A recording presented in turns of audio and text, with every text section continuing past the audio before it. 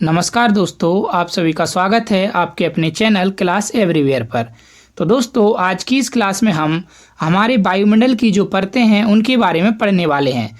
तो वायुमंडल की परतों से जो भी क्वेश्चंस आपके एग्जाम में पूछे जाते हैं उन सभी के बारे में हम इस क्लास में डिस्कस करने वाले हैं। तो दोस्तों, क्लास आपके लिए बहुत ही ज़्यादा इंपॉर्टेंट रहने वाली है, तो क्लास को लास्ट तक जरूर देखिएगा। और दोस्तों, आप हमारी क्लास को देखते तो हैं लेकिन हमारे चैनल को सब्सक्राइब नहीं करते, तो चैनल को सब्सक्राइब जरूर कर लीजिएगा, जिससे कि हमको मोटिवेशन मिलेगा ऐसी और वीडियोज बनाने के लिए। तो चलिए आज की क्लास की शुरुआत करते हैं। आज का पहला प्रश्न देखें तो वायुमंडल में सर्वाधिक कौन सी गैस मिलती है? तो इसका सही आंसर होगा ऑप्शन सी, नाइट्रोजन। तो चलिए दोस्तों, अब मैं आपको बताता हूँ कि वायुमंडल में कौन कौन सी गैसें पाई जाती हैं। तो सबसे ज़्यादा वायुमंडल में पाई जाती है नाइट्रोजन 78.8%, उसके बाद ऑक्सीजन 20.95%, उसके बाद आर्गन 0.93% और आर्गन वायुमंडल में पाई जाने वाली सबसे अधिक अक्रिय गैस है। उसके बाद पाई जाती है कार्बन डाइऑक्साइड 0.036%। तो दोस्तों, यह चार जो गैसें हैं इनका आपको परसेंटेज जरूर याद रखना है, क्योंकि यही एग्जाम में पूछा जाता है ज़्यादातर कि इन चारों गैसों में से कौन सी सबसे अधिक पाई जाती है या कौन सी अक्रिय गैस सबसे ज़्यादा पाई जाती है। तो यहीं से क्वेश्चन आपका बनेगा। इसके बाद आप और अन्य गैसों को भी देख सकते हैं कि कौन कौन सी गैसें वायुमंडल में पाई जाती हैं। अगला प्रश्न देखें तो वह वायुमंडलीय परत जो मानव जीवन के लिए महत्वपूर्ण है वह कौन सी है? तो इसका सही आंसर होगा ऑप्शन सी, क्षोभ मंडल। इम्पोर्टेंट पॉइंट देखें तो मानव जीवन के लिए वायुमंडल की क्षोभ मंडल परत सबसे ज़्यादा महत्वपूर्ण है।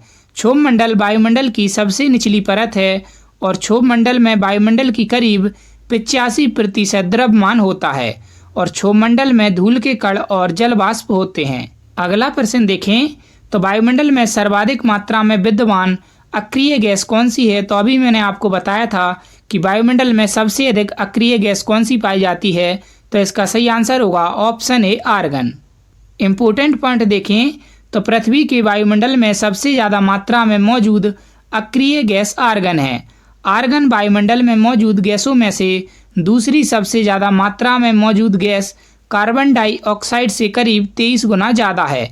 वहीं आर्गन की मात्रा वायुमंडल में मौजूद तीसरी सबसे ज़्यादा मात्रा में मौजूद गैस नियोन से 500 गुना ज़्यादा है।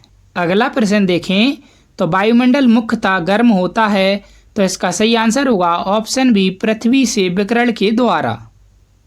इम्पोर्टेंट पॉइंट देखें तो वायुमंडल मुख्य रूप से लंबी तरंग स्थलीय विकिरण द्वारा गर्म होता है और पृथ्वी की सतह अपनी अधिकांश ऊर्जा लघु तरंग दैर्घ्य में प्राप्त करती है और पृथ्वी द्वारा प्राप्त ऊर्जा को आने वाली सौर विकिरण के रूप में जाना जाता है, जिसे संक्षेप में सूर्यातप कहा जाता है।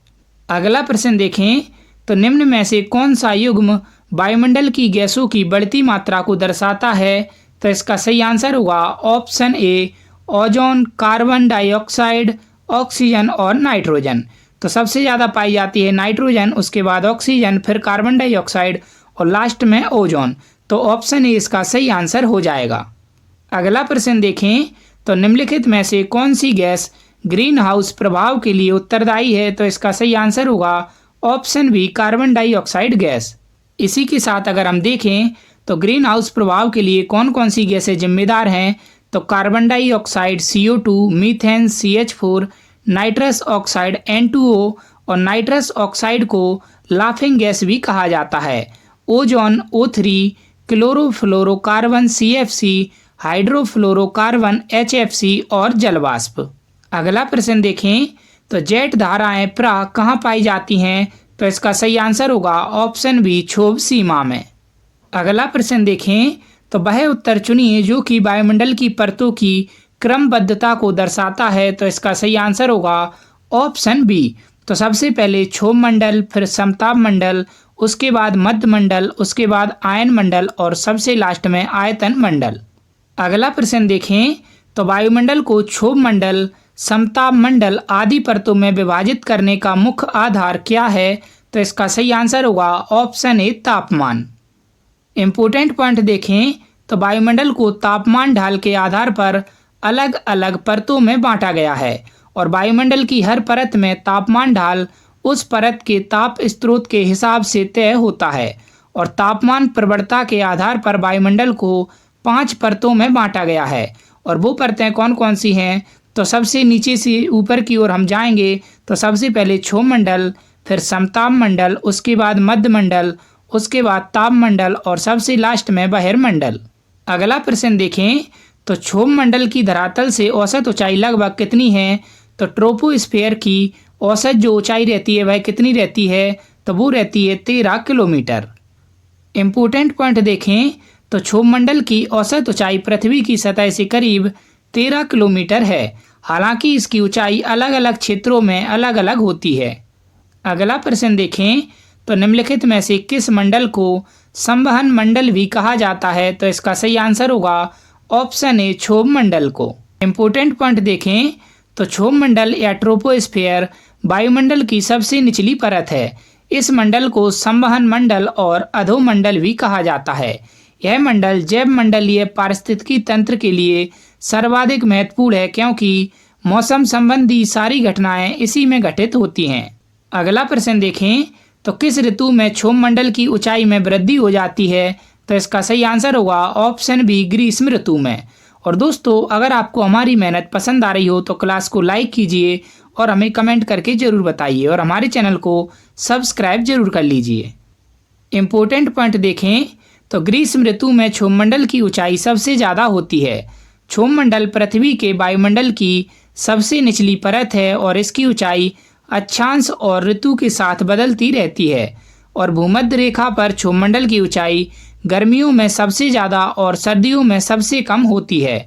भूमध्य रेखा के पास क्षोभ मंडल की ऊंचाई 20 किलोमीटर तक हो सकती है, जबकि ध्रुवों पर यह 7 किलोमीटर तक होती है।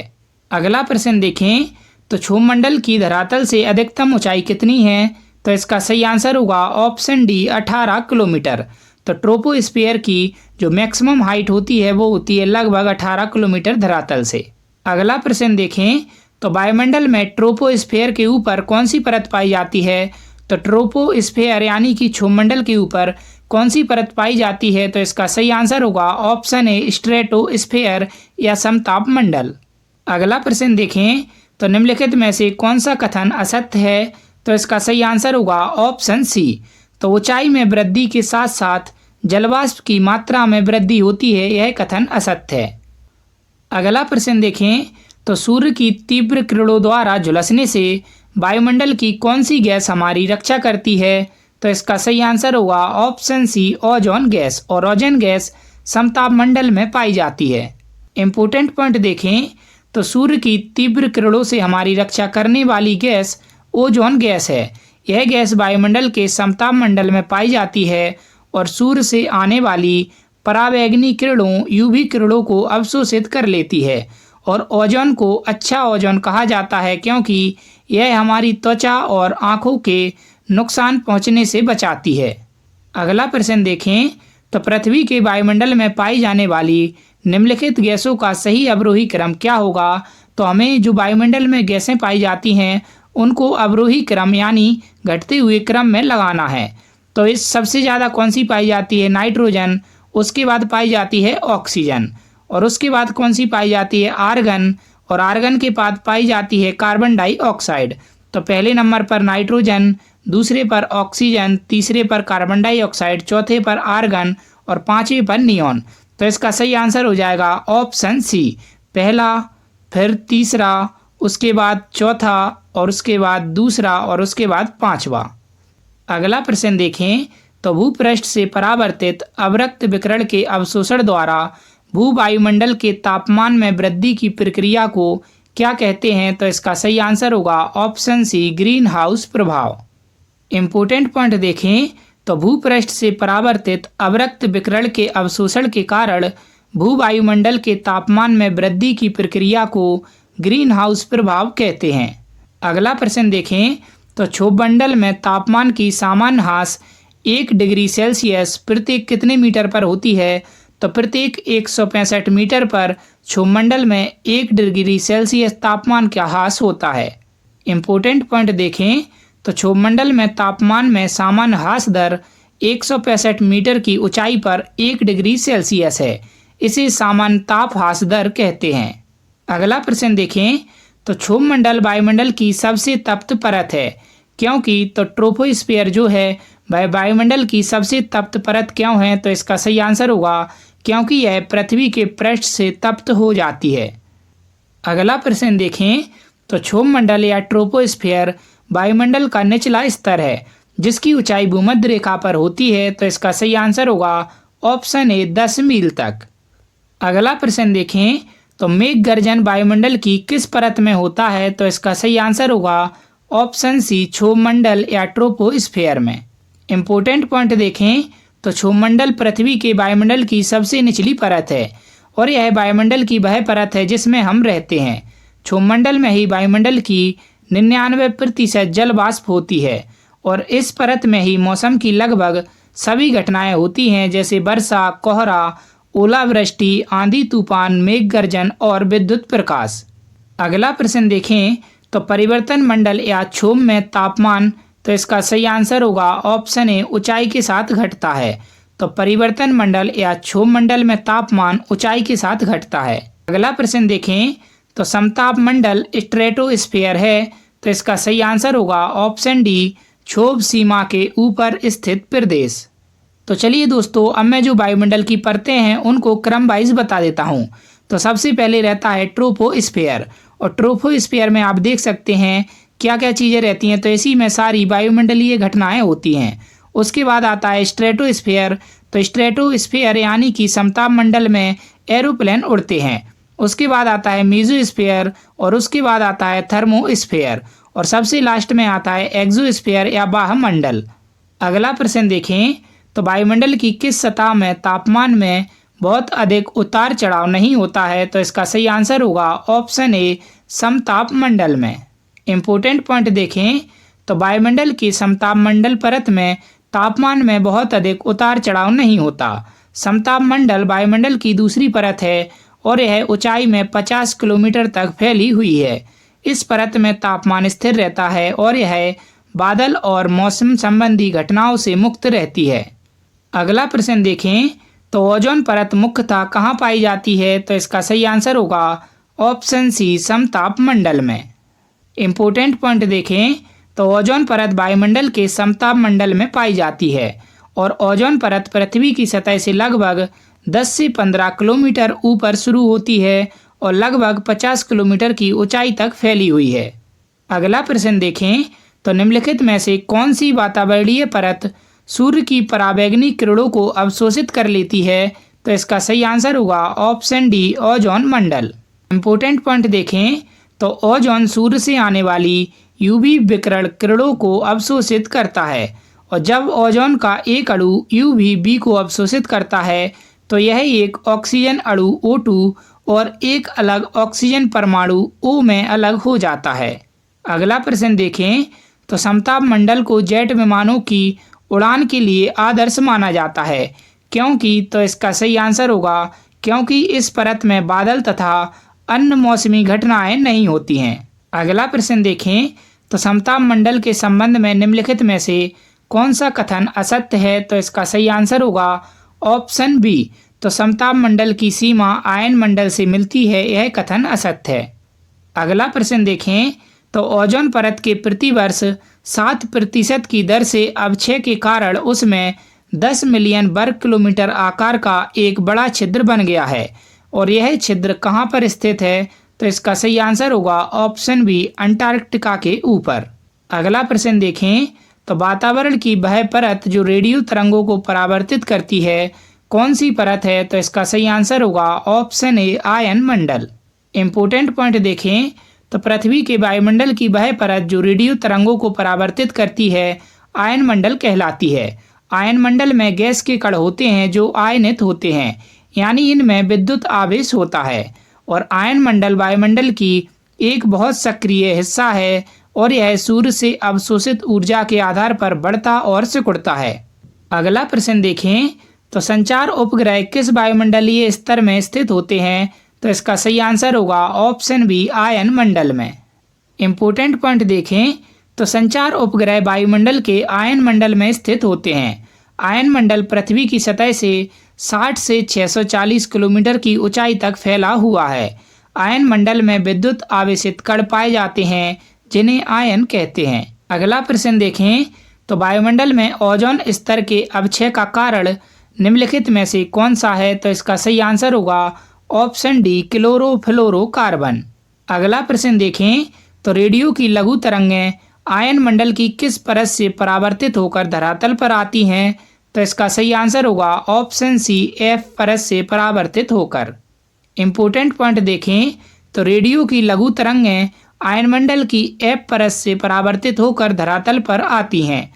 आयन मंडल में मौजूद गैस के कण आयनित होते हैं, यानी इनमें विद्युत आवेश होता है। इसी वजह से पृथ्वी से प्रेषित रेडियो तरंगें आयन मंडल से परावर्तित होकर वापस धरती पर आ जाती हैं। अगला प्रश्न देखें तो ऊपर से नीचे की ओर वायुमंडल की विभिन्न परतों की सीमाओं का कौन सा क्रम सही है? तो इसका सही आंसर होगा ऑप्शन ए। तो मैग्नीटोपोज, मेसोपोज, स्ट्रेटोपोज और ट्रोपोपोज। अगला प्रश्न देखें तो क्षोभमंडल एवं समताप मंडल के बीच स्थित संक्रमण क्षेत्र को क्या कहा जाता है? तो इसका सही आंसर होगा ऑप्शन बी क्षोभ सीमा या ट्रोपोपोज।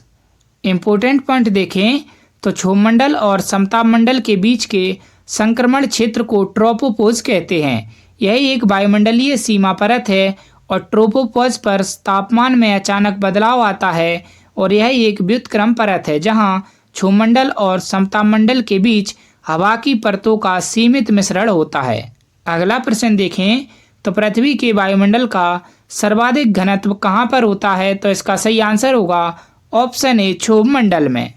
इसके बाद अगर हम क्षोभमंडल में ज़्यादा घनत्व होने की वजह देखें तो यह पृथ्वी की सतह के पास है और इसके ऊपर वायुमंडल का भार होता है जिससे यह संकुचित होती है और क्षोभमंडल में ऊंचाई बढ़ने के साथ तापमान घटता है। तो यह सभी वजह हैं कि क्षोभमंडल में घनत्व ज़्यादा होता है। अगला प्रश्न देखें तो विविध जलवायु एवं मौसम दशाओं को बदलने वाली सभी महत्वपूर्ण वायुमंडलीय प्रक्रियाएं कहाँ घटित होती हैं? तो इसका सही आंसर होगा ऑप्शन डी क्षोभमंडल में। अगला प्रश्न देखें तो वायुमंडल के किस भाग में जलवाष्प की कुल मात्रा का 90% भाग विद्यमान रहता है? तो इसका सही आंसर होगा ऑप्शन सी क्षोभमंडल में। अगला प्रश्न देखें तो वायुमंडल का कौन सा भाग रसायन मंडल का एक भाग है? तो इसका सही आंसर होगा ऑप्शन डी ओजोन मंडल। अगला प्रश्न देखें तो पृथ्वी के समीप पाई जाने वाली वायुमंडलीय परत क्या कहलाती है? तो इसका सही आंसर होगा ऑप्शन ए ट्रोपोस्फीयर या क्षोभमंडल। अगला प्रश्न देखें तो वातावरण में सबसे ज़्यादा ओजोन का संकेंद्रण कहाँ होता है? तो इसका सही आंसर होगा ऑप्शन सी समताप मंडल में। अगला प्रश्न देखें तो समुद्र तल पर औसत वायुदाब कितना होता है? तो इसका सही आंसर होगा ऑप्शन बी 1013.25 मिलीबार। अगला प्रश्न देखें तो किस वायुमंडलीय परत को मौसमी परिवर्तन की छत के नाम से जाना जाता है? तो इसका सही आंसर होगा ऑप्शन बी क्षोभमंडल को। और दोस्तों अगर वीडियो पसंद आ रही हो तो वीडियो को लाइक कीजिए और हमारे चैनल को सब्सक्राइब जरूर कर लीजिए। अगला प्रश्न देखें तो हवाई जहाज प्रा डैश में उड़ते हैं? तो इसका सही आंसर होगा ऑप्शन बी समताप मंडल में।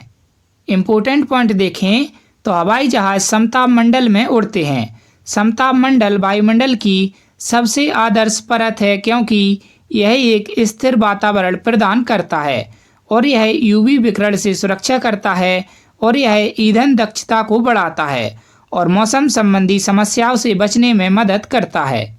अगला प्रश्न देखें तो पृथ्वी की सतह से सबसे दूर वातावरणीय परत को क्या कहते हैं? तो इसका सही आंसर होगा ऑप्शन सी बहिर्मंडल। अगला प्रश्न देखें तो वायुदाब में अचानक आने वाली कमी निम्न में से किसका सूचक होती है? तो इसका सही आंसर होगा ऑप्शन बी तूफानी मौसम का। अगला प्रश्न देखें तो निम्नलिखित में से कौन सा कथन सत्य है? तो इसका सही आंसर होगा ऑप्शन डी उपर्युक्त सभी। तो सागर तल पर वायुदाब अधिकतम होता है। वायुदाब को मिलीबार में मापा जाता है और किसी भी स्थान पर वायुदाब 2 बार बढ़ता एवं 2 बार घटता है। तो यह सभी बातें सत्य हैं। आज का आखिरी प्रश्न देखें तो निम्नलिखित में से कौन सा कथन सत्य है? तो वायुदाब के घटने बढ़ने की क्रिया को वायुदाब उच्चावच कहते हैं, यह सत्य है। वायुदाब के उतार चढ़ाव विषुवत रेखा से ध्रुवों की ओर कम होता जाता है, तो ये भी सत्य है। और 60 डिग्री अक्षांश के बाद वायुदाब का दैनिक उतार चढ़ाव नहीं देखा जाता है, तो ये भी सत्य है। तो इसका सही आंसर होगा ऑप्शन डी, उपर्युक्त सभी। तो दोस्तों यहाँ पर जितने भी वायुमंडल की परतों से आपके क्वेश्चंस पूछे जाते हैं वो सभी मैंने कवर करा दिए। उम्मीद करता हूँ दोस्तों वीडियो आपको अच्छी लगी होगी। अच्छी लगी हो तो वीडियो को लाइक कीजिए, कमेंट करके ज़रूर बताइए और हमारे चैनल को सब्सक्राइब जरूर कर लीजिए डेली ऐसी जीके, स्टैटिक जीके और करंट अफेयर्स की वीडियोज़ के लिए। धन्यवाद।